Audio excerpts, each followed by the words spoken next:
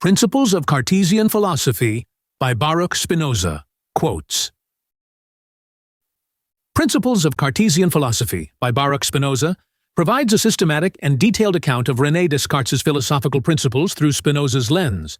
Spinoza, influenced by Descartes, presents a rigorous exploration of Cartesian metaphysics, including the nature of substance, mind-body dualism, and the role of God in the universe.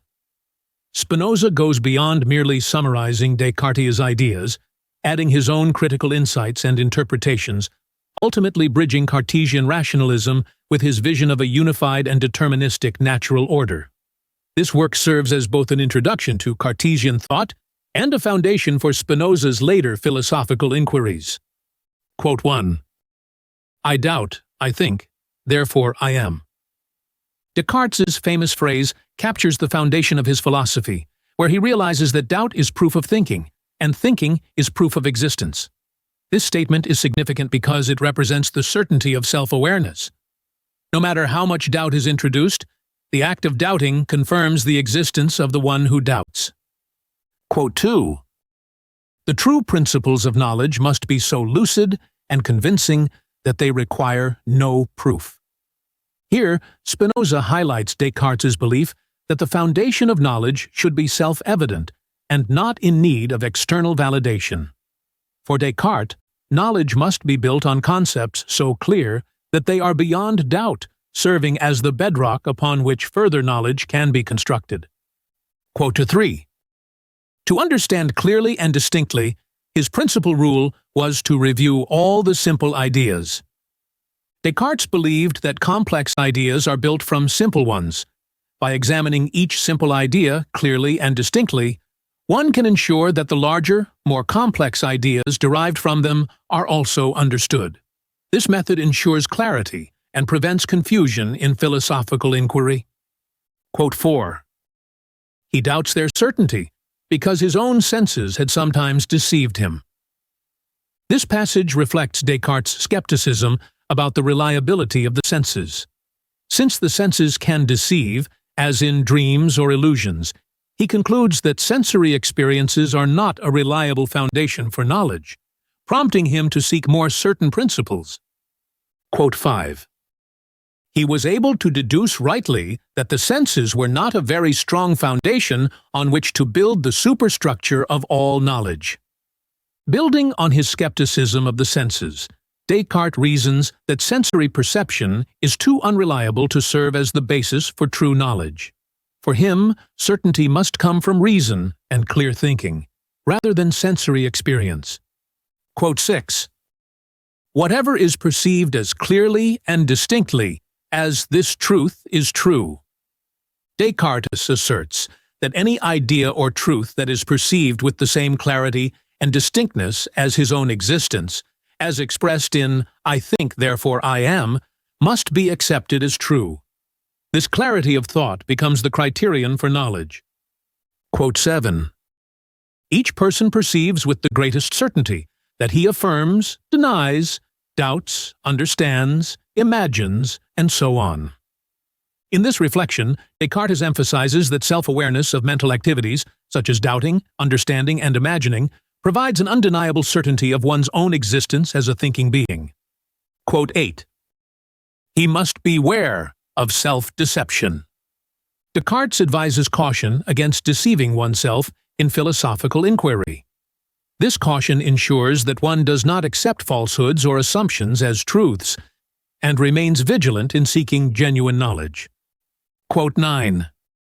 For example, if, after attaining the idea of God, we carefully consider the nature of the triangle, this idea will compel us to assert that its 3 angles are equal to 2 right angles. Here, Descartes uses geometry as an example to illustrate how clear and distinct ideas, such as the properties of a triangle, provide certainty. Just as we are compelled to acknowledge the truth in mathematical concepts, so too are we compelled to accept truths about God and existence once they are clearly understood. Quote 10. I am cannot be the first truth known, except in so far as we think. This statement reflects Descartes' conclusion that our existence is only certain in relation to our ability to think. The act of thinking provides the foundation for knowing that we exist, and without it, existence cannot be the first truth. Quote 11. In the idea or the concept of everything is contained existence, either possible or necessary. Spinoza explains that everything has existence inherently present in its concept, either as something possible or as something necessary. For example, in the case of God, existence is necessary because a supremely perfect being cannot be conceived without existence. This distinction sets apart God, whose existence is essential, from limited beings, whose existence is merely possible. Quote 12. Whatever reality or perfection there is in a thing is, either formally or eminently, in its primary and adequate cause. This passage reflects Spinoza's idea that the cause of something must contain all the perfections or reality of its effect, either in an equal form, formally, or in a superior way, eminently. This notion ties into his broader metaphysical framework, where causes are not lesser than their effects, but embody or surpass the qualities of what they bring into existence. Quote 13. To conserve a thing, no lesser cause is required than for producing that thing originally. Spinoza asserts that the force or power needed to maintain the existence of something is just as significant as the power required to bring it into being.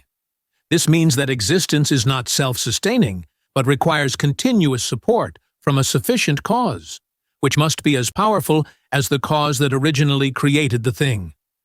Quote 14. Nothing exists of which it cannot be asked what is the cause or the reason for its existence. Here, Spinoza emphasizes the principle of causality, claiming that everything that exists must have a reason or cause for its existence. This underpins his broader argument that existence is not arbitrary. It must always have a cause, either external or intrinsic, but never without reason. Quote 15. The existence of God is known solely from a consideration of his nature. In this quote, Spinoza reflects Descartes' argument that God's existence is evident through the understanding of his nature. Since existence is intrinsic to the concept of God as a perfect being, considering God's nature alone reveals that existence is a necessary attribute, making God's existence self-evident. Quote 16. The objective reality of any of our ideas requires a cause in which this same reality is contained not only objectively, but formally or eminently. Spinoza highlights that the ideas we have require a cause with at least the same level of reality. If we have an idea of something with higher reality than ourselves, the cause of that idea must also possess that level of reality, implying that the cause of the idea of God must be God himself, since nothing else could contain such reality. Quote 17. Whoever has the power to conserve himself has a nature involving necessary existence. This quote encapsulates the argument that self-conservation implies necessary existence. If a being can sustain itself without external help, its existence must be intrinsic to its nature, further supporting Spinoza's proof that beings with necessary existence, like God, exist due to their very essence. Quote 18. The mind and the body are really distinct. Spinoza states Descartes' famous conclusion that the mind and body are separate substances. This distinction is important because it underlines the possibility that the mind can exist independently of the body, a key idea in Cartesian dualism that explores the nature of human existence as both mental and physical. Quote 19. God can create all the things that we clearly perceive, according as we perceive them. This passage conveys that God's ability to create encompasses all things that we can perceive clearly. For Spinoza, this reinforces the idea that clear perception correlates with truth, and since God embodies all perfection, anything we understand clearly is within God's power to create. Quote 20. God is supremely knowing. Spinoza affirms the idea that God possesses supreme knowledge, transcending all limitations of human understanding. Since God is the cause of all existence and the source of all perfections, it follows that God's knowledge must be perfect and complete, encompassing everything in the universe. Quote 21. Whatever perfection is found in God comes from God. Spinoza asserts that all perfections in God originate from God alone. This means that any attribute or quality deemed perfect in the concept of God is intrinsic to God's nature. God's perfection is self-sufficient, requiring no external source or cause for the existence of these qualities. Quote 22. Several gods cannot exist. This statement expresses Spinoza's conclusion that the concept of multiple gods is contradictory. If two gods were to exist, each would need to possess perfections that are not derived from themselves, leading to the conclusion that neither could truly be God. Thus, the existence of more than one supreme being is logically impossible. Quote 23. All that exists is conserved by the power of God alone. Spinoza explains that everything in existence continues to exist only through God's sustaining power. Without God's continuous involvement, nothing could persist.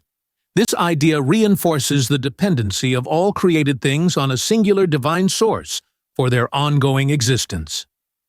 Quote 24. God is supremely veracious and in no sense deceptive. Spinoza emphasizes that God, being supremely perfect, cannot deceive. Deception stems from malice or imperfection, which are absent in God's nature. Thus, God's supreme goodness and power ensure that truthfulness is inherent to his being, leaving no room for deceit. Quote 25. Whatever we perceive clearly and distinctly is true. In this passage, Spinoza explains that clear and distinct perceptions, which are created and conserved by a truthful God, must be true.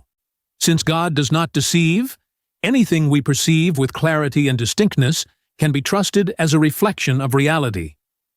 Quote 26. Error is not something positive. Spinoza claims that error is a lack, or privation, of correct understanding rather than something with an independent existence. Error arises when the will extends beyond the understanding, leading to mistaken judgments. It is not a created thing, but rather the absence of proper use of human faculties. Quote 27. God is incorporeal. Spinoza argues that God cannot have a body or be divided into parts, as corporeal beings are divisible. Divisibility implies imperfection, and since God is supremely perfect, he must be incorporeal. This incorporeality ensures that God remains indivisible and perfect in his nature. Quote 28. God is immutable. Spinoza asserts that God cannot change, as change implies imperfection. Since God is perfect, he must remain constant and unchanging throughout eternity. Any alteration would contradict the necessary and perfect existence of God. Quote 29. God is eternal. Spinoza claims that God's existence is infinite and eternal, without any limits in time. Since God is supremely perfect, he exists necessarily and cannot be bounded by time or non-existence. Therefore, God's existence stretches beyond temporal limitations, into eternity. Quote 30. God has preordained everything from eternity. Spinoza concludes that since God is eternal, his knowledge, will, and decree are also eternal. This means that everything that happens in the universe has been preordained by God from eternity, reflecting his infinite wisdom and consistency in all his actions. Quote 31. Extension is that which consists of three dimensions, but we do not understand by extension the act of extending or anything different from quantity. In this quote, Spinoza explains that extension refers to the three-dimensionality of physical bodies. It does not represent an action or process, but rather the measurable spatial dimensions that define the body's existence. Extension here is equated with quantity, as it describes the amount of space a substance occupies. Quote 32. An atom is a part of matter indivisible by its nature. Spinoza provides a definition of an atom as something that cannot be divided any further by its nature. This concept is important in discussions about the basic building blocks of matter. However, as he later argues, this idea of indivisibility contradicts the nature of extension, which is always divisible. Quote 33. Whatever can be taken away from something, without affecting its integrity, does not constitute its essence. Spinoza explains that the essence of a thing is determined by what is absolutely necessary for its existence. Anything that can be removed without destroying the thing itself does not contribute to its fundamental nature. This principle is key to understanding what truly defines the identity of an object or substance. Quote 34. Motion, rest, shape, and similar ideas cannot be conceived without extension. This quote emphasizes that physical properties such as motion, rest, and shape all rely on the concept of extension. Without extension, there is no space for motion or shape to exist. For Spinoza, these qualities are inherently tied to the spatial dimensions of matter. Quote 35. Although hardness, weight, and other sensory qualities are taken away from a body, the nature of the body will nevertheless remain unaffected. Spinoza argues that sensory qualities such as hardness or weight are not essential to a body's existence. If these properties are removed, the body still remains a body because its essential nature is determined by its extension. This demonstrates his view that the essence of matter is independent of sensory perceptions. Quote 36. The nature of a body or matter consists solely of extension. This quote reflects Spinoza's belief that the defining feature of any physical body is its extension. Sensory qualities and other attributes are secondary. The essence of a body is its spatial existence, which can be measured and divided, but remains the core aspect of its being. Quote 37. It is a contradiction for a void to exist. Spinoza rejects the idea of a void, defining it as extension without substance, which he considers a contradiction. According to him, extension always involves some form of matter, so the concept of an empty space or void is inherently false. Quote 38. Atoms do not exist. Spinoza refutes the concept of atoms, arguing that matter is infinitely divisible by nature. Since the essence of matter is extension, and extension can be divided without end, there cannot be indivisible particles. This challenges the traditional atomic theory of indivisible basic units of matter. Quote 39. Matter is indefinitely extended, and the matter of heaven and of earth is one and the same. In this passage, Spinoza affirms the unity and infinite nature of matter. He argues that matter, whether in the heavens or on earth, shares the same essence, which is extension. Matter is not limited or divided by location, and its extension is infinite. Quote 40. The same part of a body does not occupy more space at one time than at another time, and inversely, the same space does not contain more body at one time than at another. Here, Spinoza states that space and body are inseparable. The amount of space a body occupies does not change, and the same space cannot hold more or less of a body over time. This principle reinforces the idea that the relationship between matter and space is constant. Quote 41. We can never conceive a motion so swift that we cannot at the same time conceive a swifter one. In this quote, Spinoza argues that there is no limit to the speed of motion that the mind can conceive. No matter how fast a motion is imagined, it is always possible to conceive of an even faster one. This highlights the infinite divisibility and variability of both time and motion, rejecting the notion of an ultimate or absolute speed. Quote 42. Nobody takes the place of another, unless at the same time, this other body takes the place of some other body. Spinoza explains that in any instance where one body moves into the space of another, the displaced body must simultaneously occupy a new space. This principle reflects the continuous and interconnected nature of physical motion, where the movement of bodies is always part of a larger chain of events. Quote 43. When some body takes the place of another, at the same instant, the place left by it is occupied by another body that touches it immediately. This quote illustrates Spinoza's idea that no space is left unoccupied when a body moves. As one body vacates a space, another body immediately fills that void. This interconnected movement demonstrates the seamless flow of matter in motion, ensuring that no gaps or voids are created in space. Quote 44.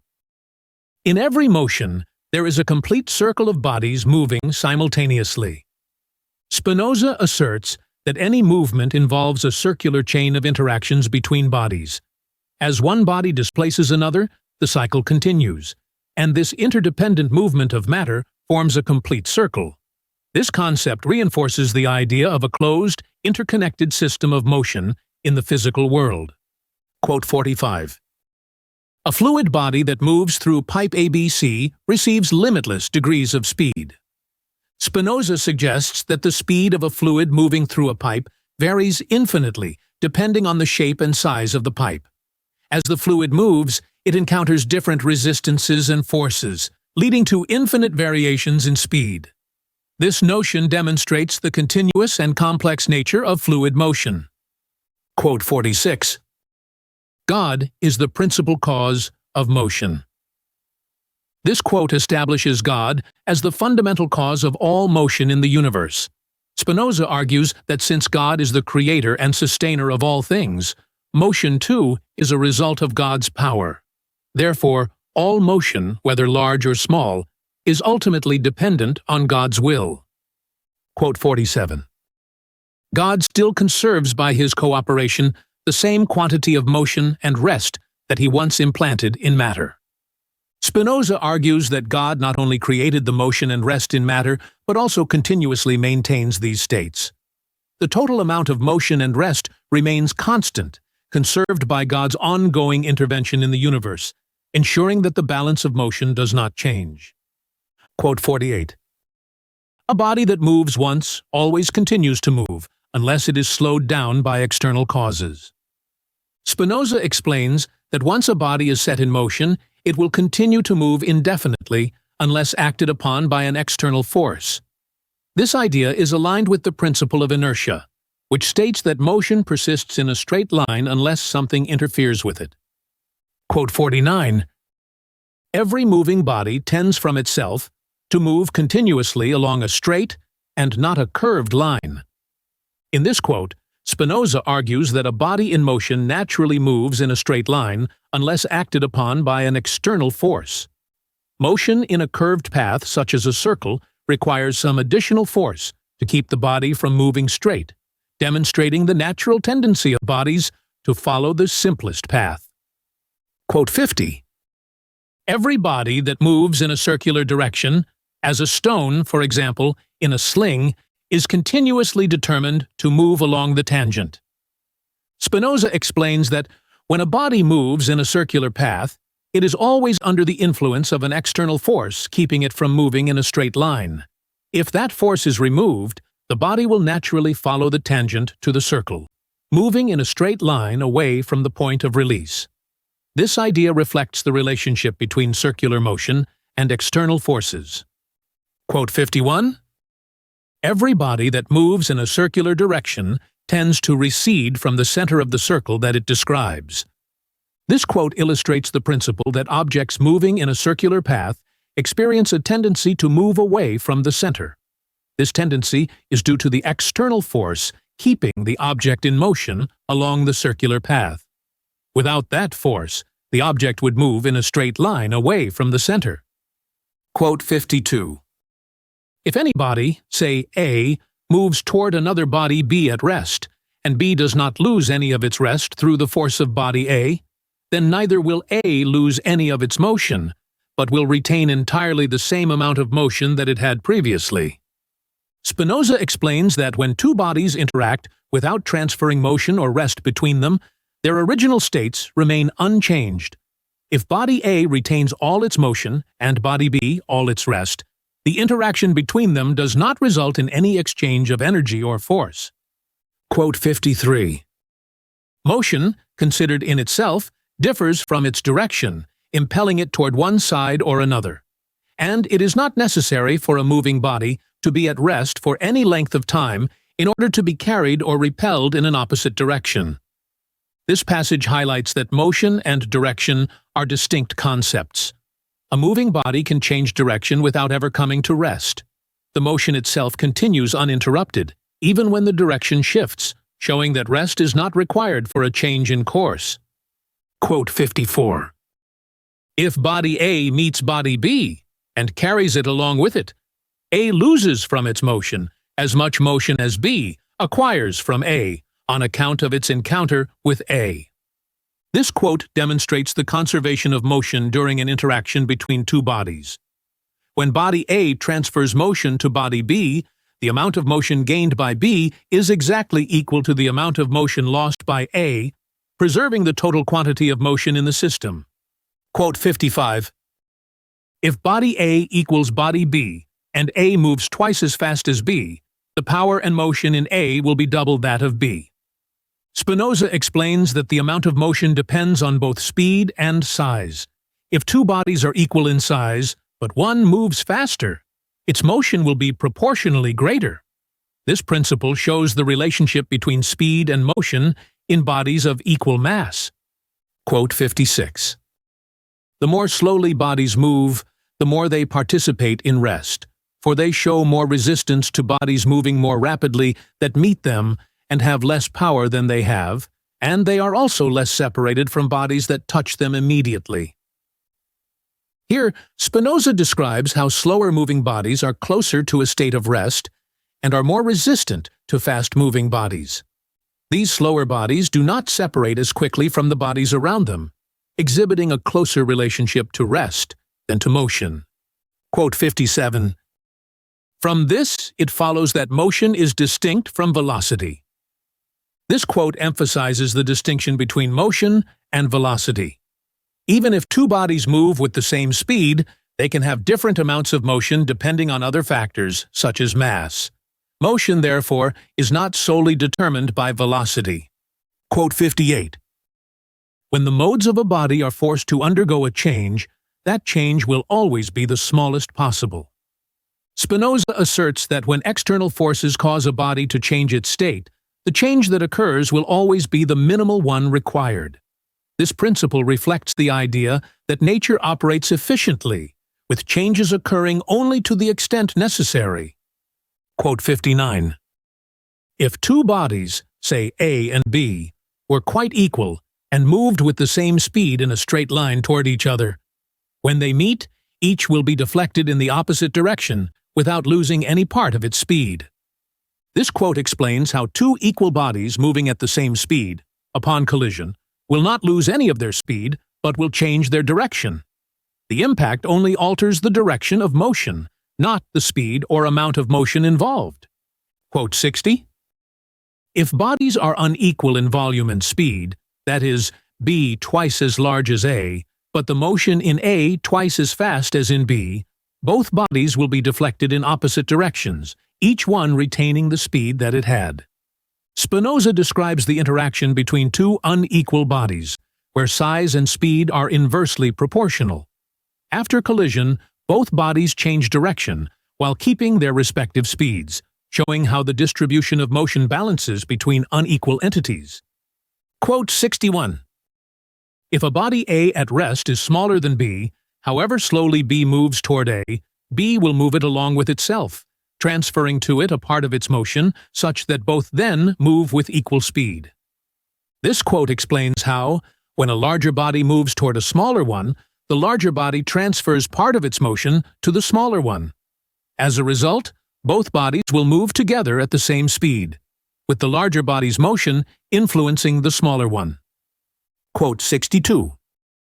If a body A at rest were scrupulously equal to a body B moving toward it, it would partly be impelled by it, and partly repelled in the opposite direction. Here, Spinoza states that when two equally sized bodies collide, one at rest and the other in motion, the body at rest will be both pushed forward and repelled. This creates a situation where the motion is shared between both bodies. with each influencing the other. Quote 63. If B and A moved in the same direction, A more slowly than B, so that B finally reached A, and if A were greater than B, but the excess speed in B were greater than the excess size in A, then B would transfer to A so much of the motion that both would then advance with the same speed and in the same direction. This passage describes how, when two bodies move in the same direction but at different speeds, the faster body, B, transfers part of its motion to the slower one, A. If B's speed advantage is greater than A's size advantage, they will eventually move together at the same speed. Quote 64. If a body B is surrounded on all sides by small moving bodies, impelling it at the same time with the same power in all directions, so long as no other cause intervenes, it will remain motionless in the same place. This quote asserts that a body surrounded by smaller, moving bodies on all sides, which push it with equal force from all directions, will remain stationary. The forces cancel each other out, keeping the body at rest unless an external cause acts on it. Quote 65. A body B, under the same conditions as before, can, by the intervention of however small a force, move in any direction whatever. Spinoza explains that a body surrounded by equal forces can be moved by any external force, no matter how small. This is because the surrounding forces do not resist the body, allowing an external force to easily influence its motion. Quote 66. When a body B is so moved by an external impulsion, it receives most of its motion from the bodies by which it is continuously surrounded, not by an external force. This quote highlights that, although a body may be set in motion by an external force, the majority of its motion comes from the surrounding bodies that continue to push it. The external force initiates the motion, but the surrounding particles contribute significantly to maintaining it. Quote 67. If any body, for example our hand, can move in any direction whatever with equal motion, so that it can in no way resist any bodies, and no other bodies can resist it in any way, necessarily, in the space through which it thus moves, as many bodies will move in one direction as in any other direction whatever, with a force of speed equal to that of the hand. Spinoza explains that if a body, like a hand, moves freely without resistance in any direction, it implies that the surrounding bodies also move freely, in all directions, with equal speed. The hand's movement mirrors the movement of the surrounding particles, resulting in uniform motion. Quote 68. If any body, say A, can be moved by however small a force in any direction whatever, it is necessarily surrounded by bodies that move with the same speed for all of them. This passage suggests that if a body can be moved with minimal force in any direction, the surrounding bodies must all move at the same speed. The uniform speed of the surrounding particles ensures that the body can be moved easily, regardless of the direction of the force. Quote 69. Fluid bodies are those that are divided into many small particles moving with the same force in all directions. Spinoza defines fluid bodies as those composed of small particles that move with equal force in every direction. This movement of particles allows fluids to flow and conform to the shape of their containers without resistance, distinguishing them from solid bodies. Quote 70. Bodies resist other bodies solely by their being at rest. This quote reflects the idea that bodies only resist other bodies when they are at rest. Hardness and resistance to motion, as perceived by the senses, are a result of the parts of a body being at rest, rather than any inherent property of the body itself. Quote 71. We are searching for simple principles, easy to understand, for unless they are such, we shall not require them. Spinoza emphasizes the importance of simplicity in developing scientific principles. The idea is that clear, understandable concepts should form the foundation of knowledge, allowing for more complex ideas to be derived from them. This approach mirrors the method used in mathematics, where simple, basic truths lead to deeper understanding. Quote 72. If we consider these forms in order, we shall finally be able to reach the form that is the form of this world. This statement suggests that by studying matter and its transformations in a logical sequence, we can eventually comprehend the structure of the entire universe. Spinoza proposes that a careful, methodical examination of nature's forms allows us to understand the complexity of the world as it currently exists. Quote 73. It is asked that it be conceded that all this matter, of which this visible world is composed, was divided in the beginning by God into particles as equal as possible among themselves. Here, Spinoza introduces a hypothetical scenario where matter was initially divided into equally sized particles. This assumption forms the basis of the Cartesian hypothesis for understanding the physical world, suggesting that even though nature may not have formed this way, it provides a useful framework for studying natural phenomena. Quote 74. All matter was divided into equal and similar parts from the beginning. Therefore, they were not round, and therefore they were angular. Spinoza argues that the division of matter into equal parts results in angular particles rather than spherical ones. This angularity is crucial to understanding how matter interacts and occupies space, as angular particles behave differently than round ones in motion. Quote 75. A force that made the particles of matter move around their own centers, at the same time made the angles of the particles rub together on their meeting. This quote explains how motion affects matter. As the particles of matter move, their angular parts rub against each other, gradually wearing down their sharp edges. This interaction is essential for understanding how matter changes form and behaves in motion. Quote 76. By tendency to motion, we understand not some thought, but only that a part of matter is so situated and impelled to motion that it would really go in some direction if it were not prevented by any cause. Spinoza clarifies that the tendency to motion is not a mental or abstract concept, but a physical state. It refers to the inherent quality of matter to move unless some external force or obstacle prevents it. This idea is foundational to understanding physical motion and the forces that influence it.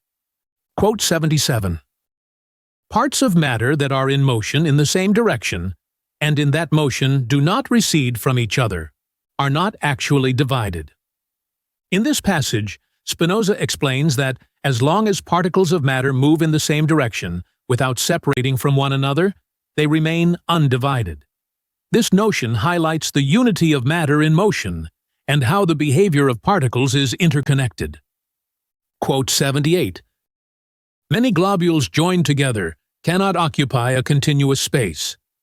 This axiom points out that spherical particles cannot perfectly fill a space without leaving gaps. Spinoza uses this concept to argue that the basic particles of matter are not spherical, but angular, as only angular shapes can fully occupy a given space without gaps. Quote 79. The smaller a part of matter is, the more easily is it divided by the same force. Spinoza states that smaller particles of matter are more susceptible to division by external forces. This principle explains how different-sized particles react to the same forces, with smaller ones being more easily affected due to their size. Quote 80. The hypothesis, too, is most simple, because it supposes no inequality or dissimilarity in the particles into which matter was divided in the beginning. Spinoza stresses the simplicity of the Cartesian hypothesis, where matter was divided into uniform particles. This assumption of equality among particles simplifies the understanding of the natural world, as it removes complexities related to variations in size or form among the particles. Quote 81.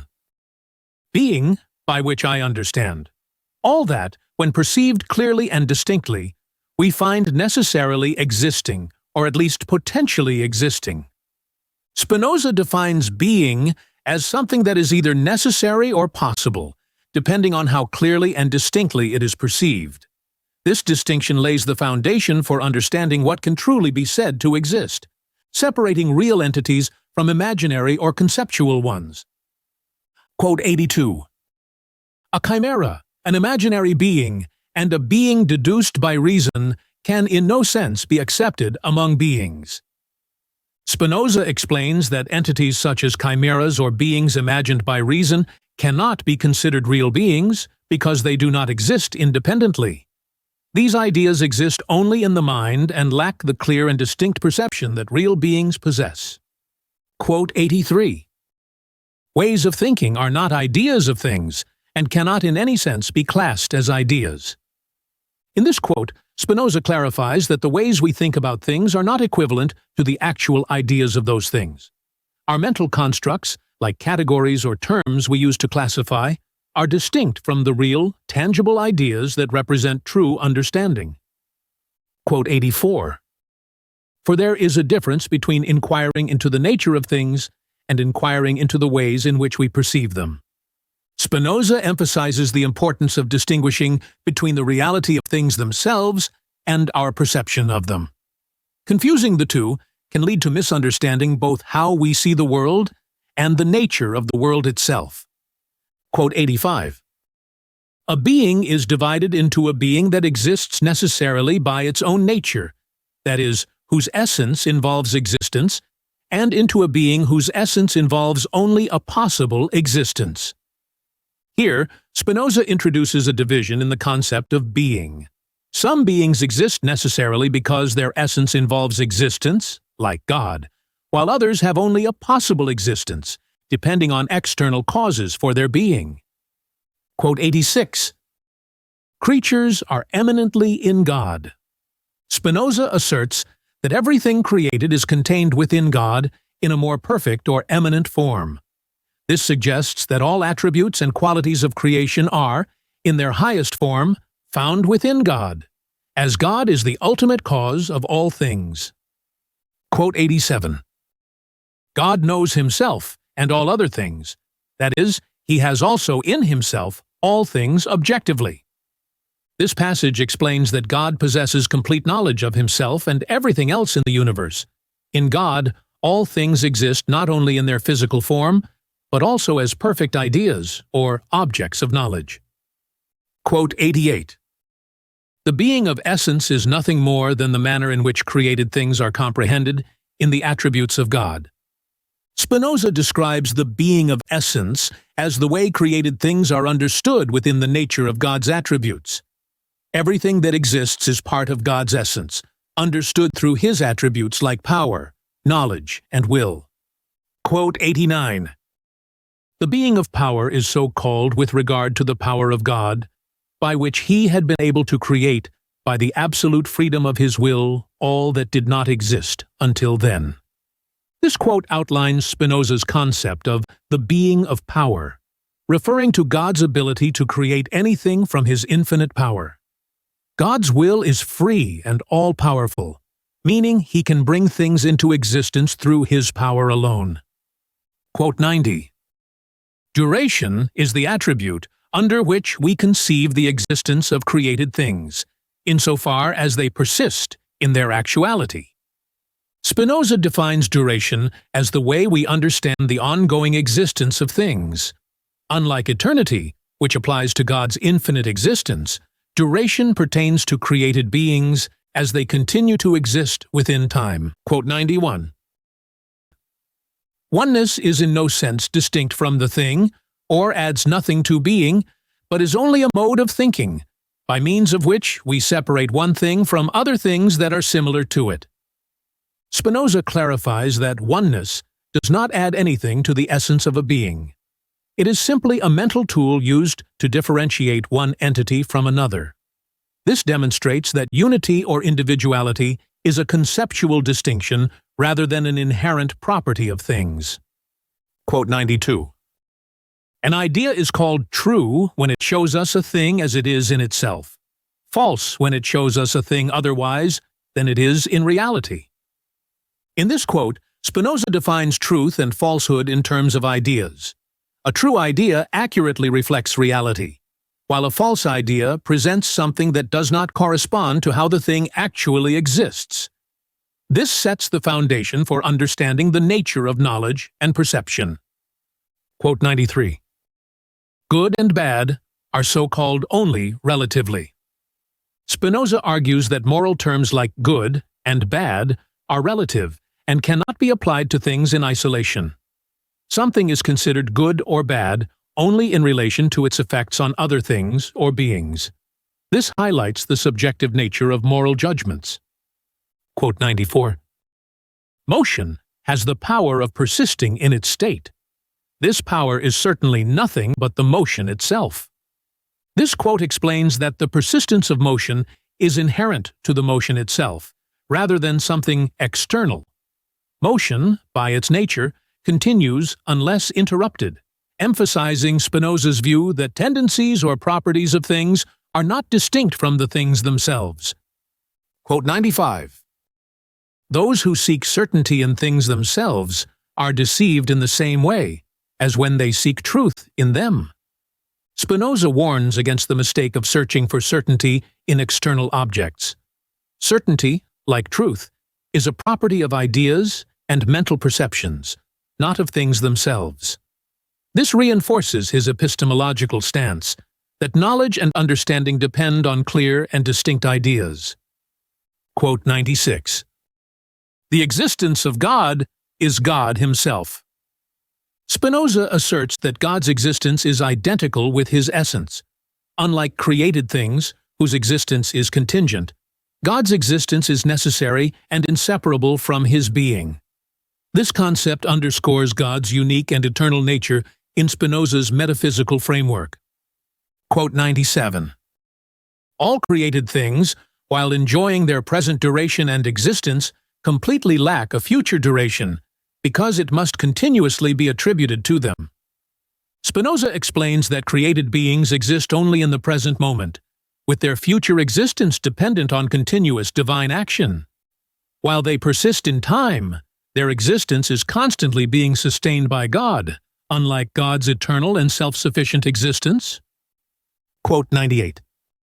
God alone can be said to be absolutely infinite, since we find that he is composed in reality of infinite perfection.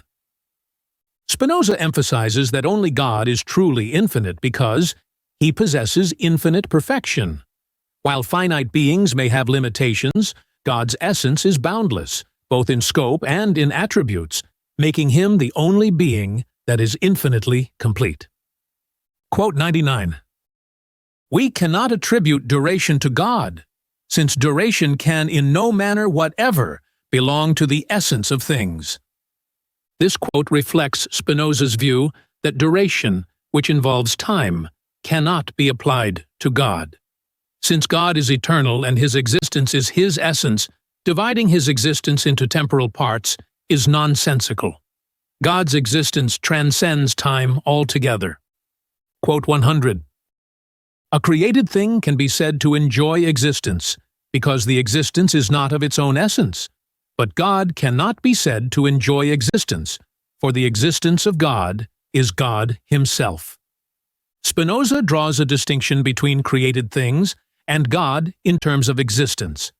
Created things enjoy existence because it is given to them, but God cannot be said to enjoy existence, as his existence is identical with his essence. This reaffirms God's unique, self-existent nature. Quote 101. God is being supremely simple. Spinoza explains that God is not composed of multiple parts or substances, but is completely simple. This simplicity means that there is no division or combination within God, and God's essence is indivisible. This idea reflects the perfection of God, who does not rely on external components for existence. Quote 102. The attributes of God are distinguished only by reason. Spinoza emphasizes that the various attributes we ascribe to God, such as omnipotence or omniscience, are distinctions made by human reason. In reality, these attributes are not separate or distinct in God. They are all expressions of the same singular divine essence. Quote 103. Life is the power through which things persist in their being. This quote reflects Spinoza's understanding of life as the force that enables things to continue existing. In the case of God, this power is not distinct from God's essence. For created beings, life is a force external to their essence, allowing them to persist. Quote 104. God is omniscient because knowledge contains a perfection in itself. Here, Spinoza explains that God must possess complete knowledge, as knowledge is a form of perfection. Since God lacks no perfections, his knowledge is infinite and perfect, encompassing everything without any ignorance or limitation. Quote 105. God himself is the object of God's knowledge, and he is even his own knowledge. Spinoza asserts that God's knowledge is entirely self-contained. God does not gain knowledge from external objects, but knows all things by knowing himself. This self-knowledge is perfect, as God's understanding is identical to his essence. Quote 106. The power by which God persists in his being is merely his essence. This quote explains that God's existence is sustained by nothing other than his essence. Unlike created beings that rely on external causes, God's essence and power are identical, and his persistence is automatic and eternal. Quote 107. In God, there is only one idea and a simple one. Spinoza argues that God's knowledge is unified and simple, not divided into multiple ideas. God's omniscience comes from the single, comprehensive idea of himself, which encompasses all possible knowledge without division. Quote 108. God's understanding and his power and will, by which he has created and conserves created things, are in no sense distinguished from each other. This quote reveals Spinoza's view that God's understanding, will, and power are all the same. These aspects of God are not distinct entities, but rather different ways that humans describe the same singular divine essence. Quote 109. God's operation of creating the world is the same as the operation of conserving it. Spinoza explains that there is no difference between God's act of creation and his act of conservation. The same power that brought the universe into being also sustains it, meaning that creation is an ongoing process rather than a singular event. Quote 110. Outside God, nothing exists co-eternal with God. Spinoza asserts that nothing besides God has existed eternally alongside him. Everything else that exists must have been created by God and relies on him for its continued existence. This statement emphasizes God's unique and independent existence compared to all other beings. Quote 111. It is proved that a thing could not have been created from all eternity. Here, Spinoza argues that the concept of something being created from eternity is illogical. He explains that all things created have a beginning, and the idea of a creation that has always existed without a start contradicts the nature of creation itself. Quote 112. God's understanding and his will are not distinguished from his power and his essence that involves existence. This passage explains that in God, understanding, will, power, and essence are all one and the same. Unlike in human beings, where these faculties are separate, in God they are unified, reinforcing the idea that God's essence inherently includes existence.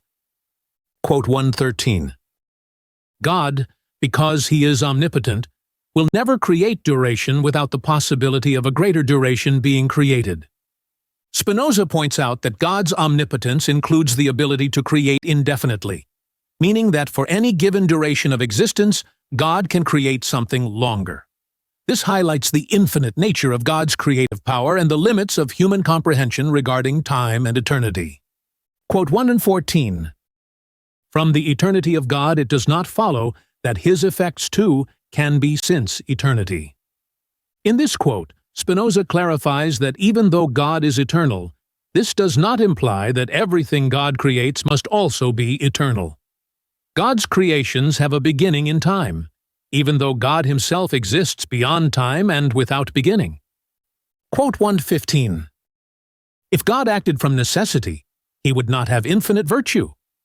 Spinoza argues that if God acted purely out of necessity, his power would be limited, which would contradict the concept of his infinite virtue. True divine power, according to Spinoza, includes the ability to act freely, rather than being constrained by any necessity. Quote 116. Nothing can determine a will, And inversely, no will can be determined except by the sole power of God. This statement reinforces the idea that all actions, even human will, are ultimately determined by God's power. While human beings feel they have free will, Spinoza asserts that everything is under God's influence and control. Quote 117. We say that the power of God is absolute when we consider his omnipotence without reference to his decrees. Spinoza defines God's absolute power as his limitless ability to act without any predetermined constraints. This notion of absolute power demonstrates God's total freedom in creating and sustaining the universe. Quote 118. The will is nothing but mind itself. Spinoza explains that the will is not something separate from the mind, but is, in fact, an expression of the mind's ability to think. The will is simply the mind's capacity to affirm or deny, rather than an independent force that drives actions. Quote 119.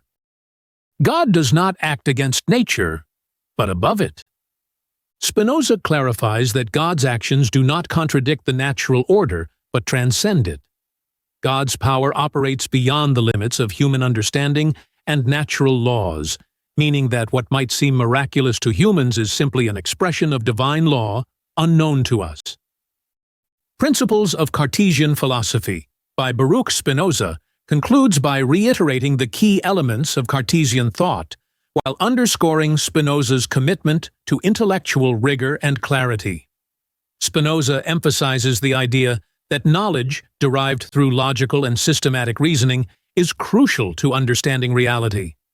His analysis not only dissects the Cartesian dualistic framework, but also foreshadows his own philosophy of substance and unity, paving the way for his later works like Ethics, where he seeks to establish a more comprehensive understanding of God, nature, and human existence. This treatise stands as a crucial text for those wishing to understand the evolution of early modern philosophy.